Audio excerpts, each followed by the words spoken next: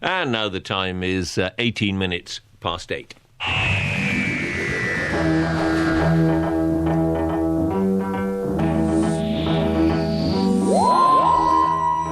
Yes, Doctor Who. He's back, sort of. Not the full-scale television programme that so many of us knew and loved. It's on the internet. And it's an audio version, sort of, with some new pictures. And it starts today. Why, after 12 years, are they trying again? And what do the Daleks make of it? One of them is on the line. Good morning to you. Good morning. I was promised Sue McGregor. Who are you? I am John Humphreys. Do you have... Exterminate! Yes, many people have said that. Do you have a name? Friends call me Donald. Donald. What do you think of this idea of Doctor Who returning, Donald? Well, that is a very good question, John, and I'm glad you asked me that. I will come to it directly in a moment. You sound like a politician, if I may say so.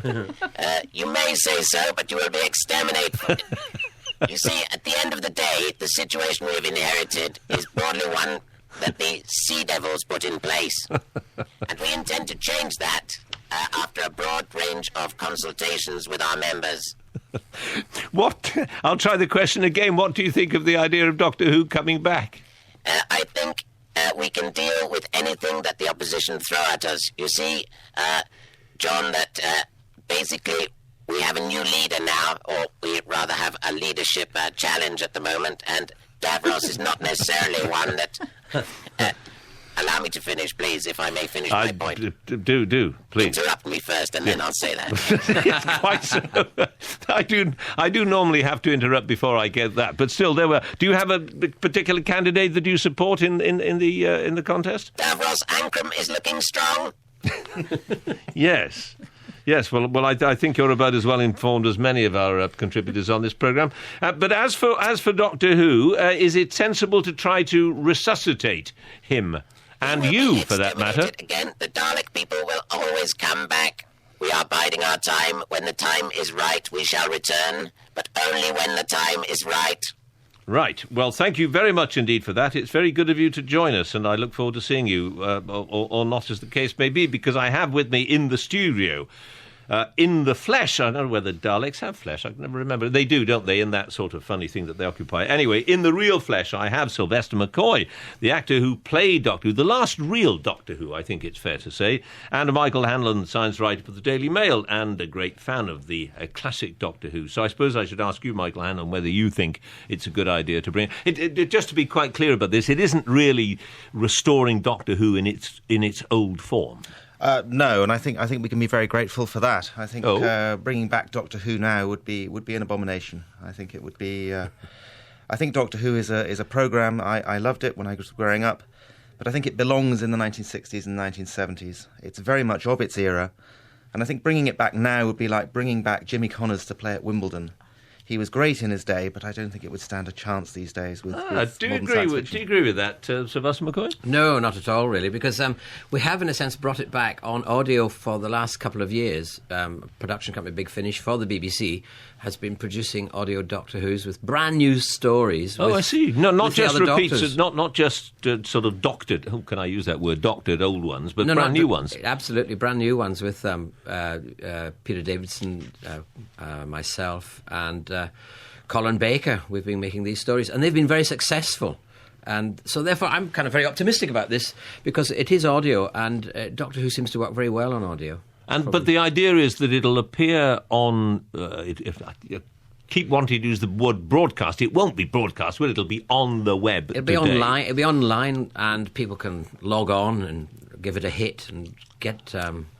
download it. They can download it. Simple as that, whatever that means. Exactly, and we don't know whether there will be more of them because it depends on the sort of It will depend on the response, really, to this first experiment. It's a big experiment, and it's an experiment for BBC Online. It's the first time they've ever done a audio drama like this as well, so it's quite historical as well. It's hysterical. I see. I didn't realise it was a BBC production as such. Oh, yes, it is. So in that case, Michael Hanlon, is that a good idea? There's nothing wrong with putting out a drama online. I think the problem is with Doctor Who. I think the great thing about Doctor Who is it really represents a Britain that has passed. We had the Brigadier Lethbridge Stewart, There was, this was an era where the authorities got everything right. People trusted people in uniforms. We had police boxes. Indeed, we had police boxes, and I remember there was one storyline where the abominable snowmen took over the London Underground. Oh well, I mean, and I think if that was to happen now, bring them back. Yes, people calling for bringing them back. Livingston would be very happy to meet them, I think. But I mean, what it was about was the good against evil, and that's eternal. Of course, it is. It's eternal, universal. And it will, I think it should carry on. It's a great story. It's a great character. It's a quintessential British superhero who is not wearing his underpants outside his trousers. Quite. He's not muscled. He's he's using his brain. And nowadays I think it'd be very good to bring back. And he still lives on Radio 4 after all, doesn't he? On Dead Ringers. We have the Doctor on Dead Ringers. We have Tom Baker, who's phoned me up regularly from the Dead Ringers. Has he really? They got me once. Yes, I was sipping a coffee in England's Lane, and suddenly Tom Baker was chatting away to me. I didn't realise it wasn't the real one. Wonderful programme. But brilliant. Michael Hanlon, if it does catch on, if lots of people download it today, then it will continue. Yes. Could this be a new medium for drama? I wonder. I mean, using the internet to look at anything interesting is very, very difficult. I mean, the number of stories you hear of people who log on to sites and they try and download a file, and then it tells you need some bit of software to look at it, or the pictures don't work, or the sound doesn't come through properly. It's very clumsy. I mean, what people really want to do is turn on their television and watch it.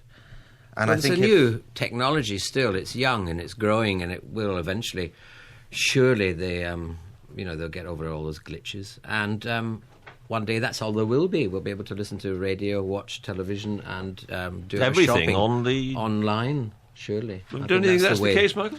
Well, I mean, I've yet to be persuaded that if you go out and spend £2,000 on all this technology, you end up with something that's basically almost as good as television. But that's the way it's going. I mean, this new television, the new kind of, the picture's not as good as the old.